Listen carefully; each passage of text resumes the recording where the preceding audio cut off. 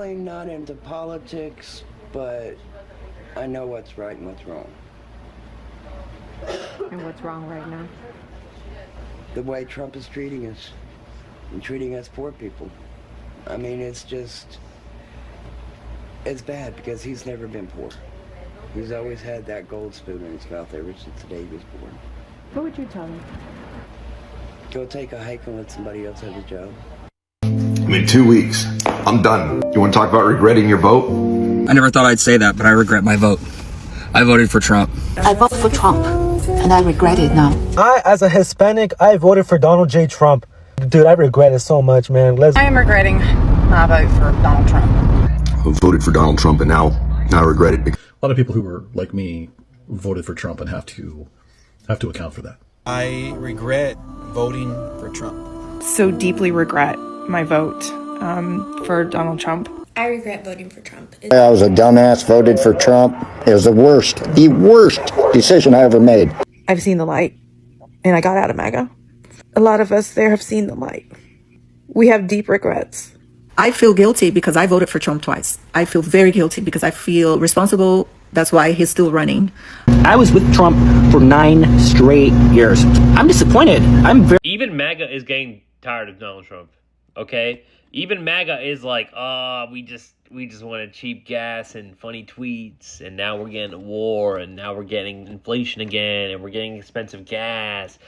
I am very happy that they're suffering now. I'm very happy that they're suffering. I'll be very honest that I'm very, very happy that MAGA is going to be suffering in the near term. Makes me feel good that their pockets will be hurting. The only thing that doesn't make me feel good is my pockets might also be hurting, But if I have to suffer so they can learn a lesson, maybe, I think that's a good trade-off. Yeah, I think it's a good trade-off. I'm tired of Donald Trump tweets. I'm tired of Donald Trump assassination attempts. I'm tired of Donald Trump lying. I'm tired of hearing about the ballroom. I'm tired of the Epstein files. I'm tired of the tariffs. I'm tired of the Iran war. I'm tired of his kids. I'm tired of his administration. I'm tired of him being up all night tweeting. I'm tired of him sleeping during the day doing press conference. I'm tired of seeing his face. I'm tired of hearing his voice. I'm tired of him just breathing. I'm tired of everything about Donald Trump, y'all. Every day we have to hear something about Donald Trump. And I'm tired, y'all. I am tired of this man, y'all. I'm tired of his man selling gold watches, gold shoes, gold phones. I'm tired of him just drifting. I'm tired of him making shit up. I'm just tired. Every day, every minute, every hour, he's in the spotlight. It is something about him. And I am tired, y'all. I'm tired of him saying he solved 10 wars. I'm tired of him saying he the greatest ever. I'm tired of him saying America gonna make so much money and have so much winning. I'm tired of every single thing that this man does. Trump supporters are still shocked that he's driving our country into bankruptcy. They apparently forgot who they voted for. Trump stakes ranged from $200 to $1,000. They were discontinued after 2 months. Trump Shuttle Airlines, he didn't take care of the airplane, so an airplane crashed, and then they went out of business after only 2 years. Trump Vodka, discontinued, low sales, many lawsuits over unpaid bills. Trump Castle, bankrupt and rebranded as Trump Marina. Trump Marina, bankrupt and sold. Trump Plaza, bankrupt and demolished. Trump's World Fair, bankrupt and demolished. Trump Taj Mahal Casino, bankrupt and sold. Trump University, scam thousands, many lawsuits and investigations. Trump Network, MLM that sold vitamins and health stuff. Trump Fragrances, pulled from shelves due to low sales. Trump Home Furniture, pulled from shelves due to low sales. And soon to fail because they all do, Truth Social, brought to you by Trump Media. So I had a MAGA or bot comment on one of my videos saying that Donald Trump is a billionaire. He is successful. What have you done? And when this person was saying you, they meant me. Well, I served my country for 14 years. I have raised 4 children. I work hard every day for my family, to support my family. Donald Trump was fed with a golden spoon, was given a family business that his family had built, and then that business he drove into bankruptcy at least 6 times. Multiple bankruptcies were involving casinos. I don't even know how you bankrupt a casino. Donald Trump did it multiple times. He was found civilly liable for committing fraud in New York State and cannot do business in New York City for many years. He was convicted by a jury of our peers on committing fraud, 34 counts of fraud. And the only reason he is not spending any time in prison is because he ran and became president again. He's also been indicted on many more charges involving classified information and trying to overthrow a free and fair election. And he didn't go to jail for any of that because MAGA and others who were duped voted for him to become president. This guy is a loser. He is a grifter. He has stolen money from all of you. He has stolen money with his fake university scam. I really don't understand tariffs. Honestly, I just know they f***ed us up. All we heard was drill, drill, drill during the election, and now all we're getting is drilled into the dirt with these prices. If you could talk to President Trump directly right now, what would you tell him? Should you want me to really say it on air? I say, F you.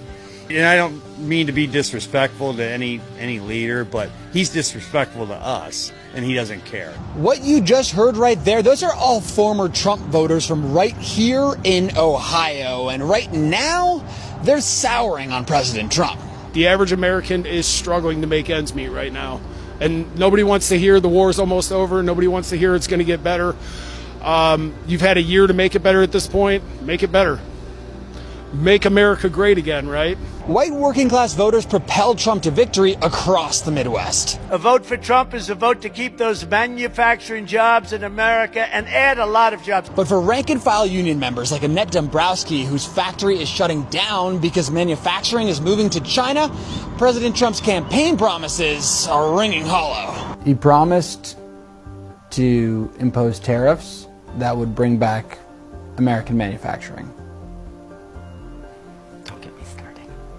How do you feel about those tariffs and how they've impacted you? Well, obviously it didn't work now, did it?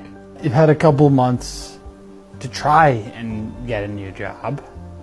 What has that process been like? Depressing. Since January, I have been applying, and it got so bad that I almost had a breakdown in March. I actually have panic attacks. And Chris Tackett, a truck driver who... There's an old saying that black people have always known white people better than we even know ourselves.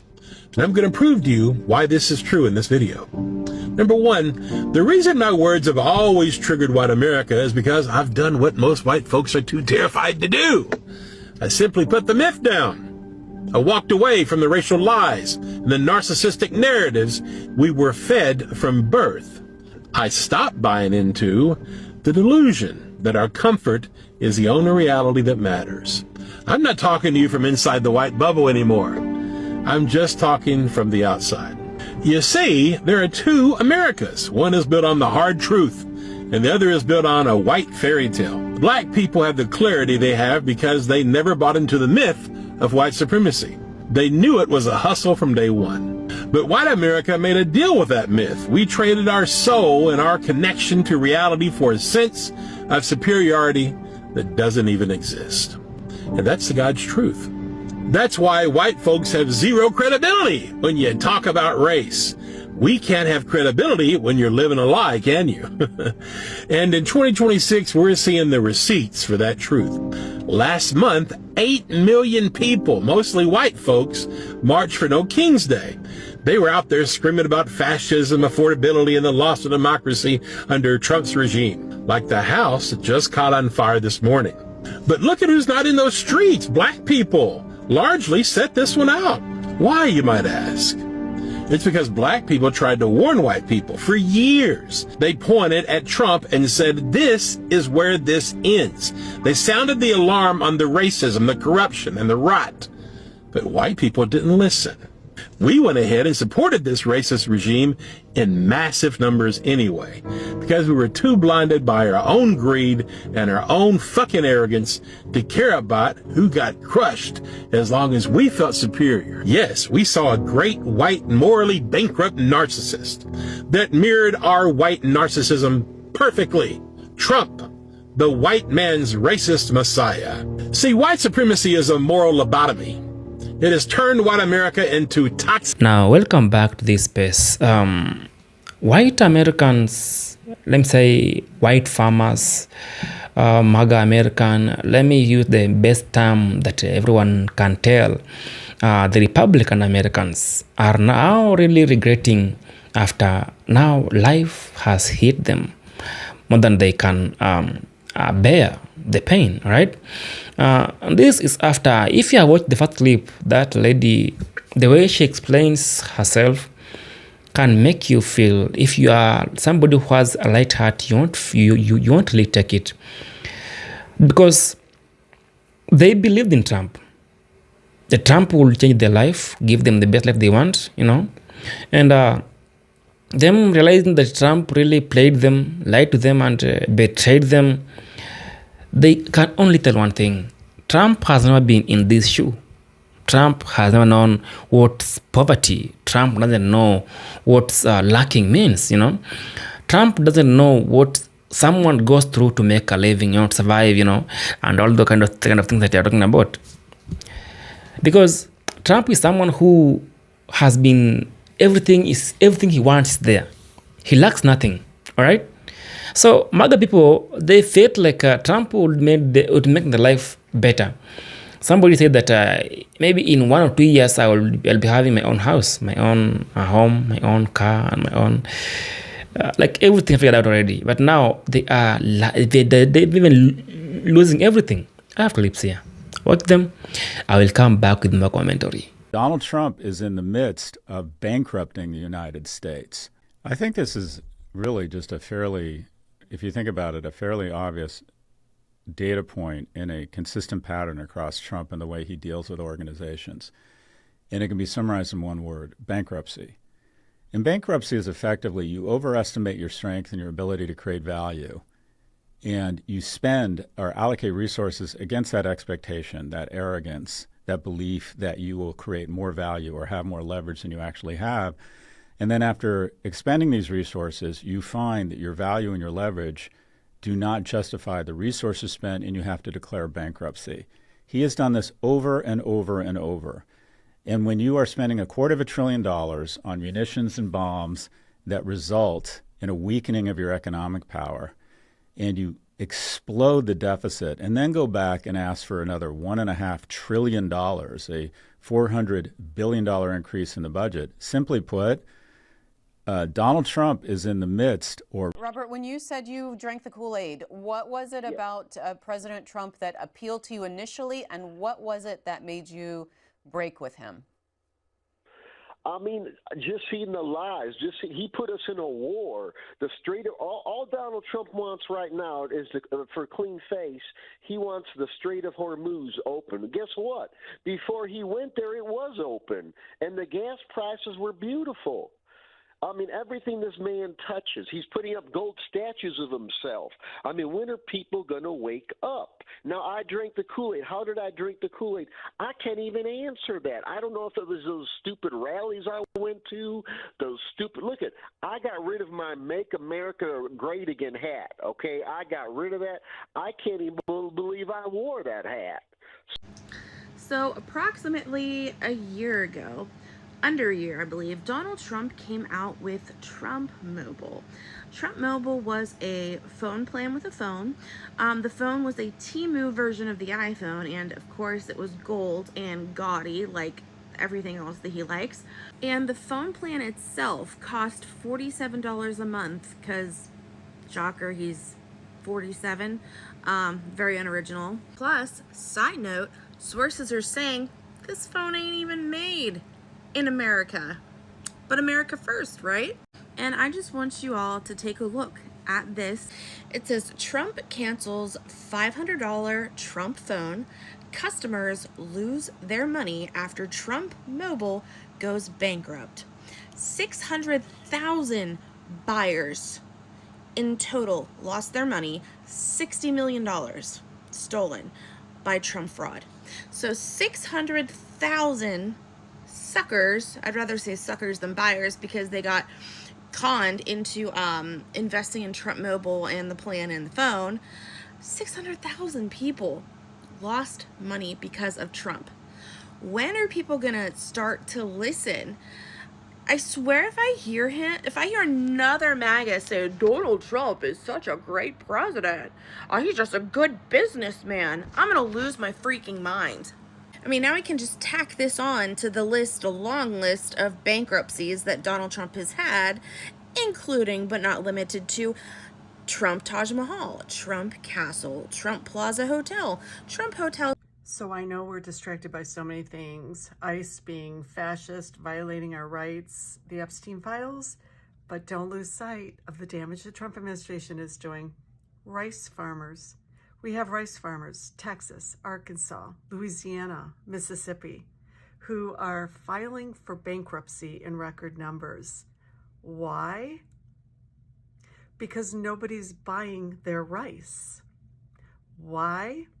Because India took advantage of Trump's dumbass tariff moves, eased export taxes, and now all of Latin America and South America is buying their rice directly from India, bypassing U.S. farmers for the first time in history, actually.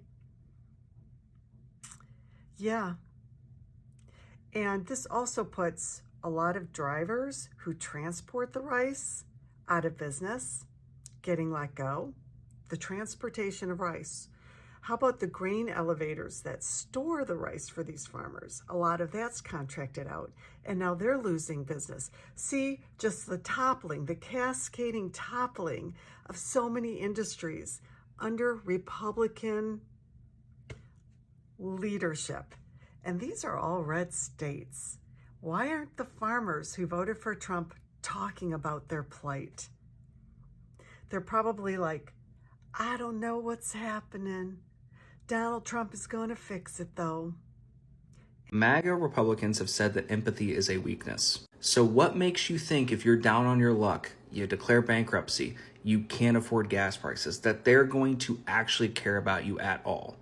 All they want is your vote, and they've got it. So if anything ever happens to you, you've already done everything that they need. Trump has cut my food stamps from $2,800 down to $350. Now, what am I supposed to do? So I literally just got this piece of mail today saying that due to new policy changes from the Trump administration, all this shit, whatever, that all these cuts and whatever he's doing over there, now they're telling me I have to go work. Now I have to go do all this. Well, I literally got 5 kids. Okay. I'm trying to sit here and spend time with them. I'm not trying to go work, 50, 60 hours a week so I can pay bills. I just really don't understand. I voted for him this last election because I thought what he had good was going on, but now all of a sudden, all this policy stuff's coming out, and now he's making all these cuts, and now he doesn't want to help the less fortunate people no more. I'm done with that guy. I'm not. If he gets voted in again, I'm leaving this country. because I'm not dealing with this no more. Sometimes you don't have to take things that serious, life that serious, someone that serious, because everybody can fuck up, can mess up, can just lead you in the wrong direction.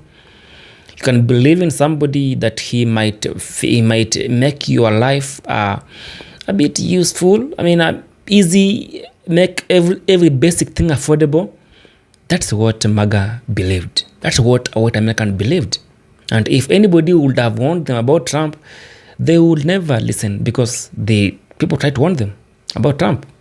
But none of them listened.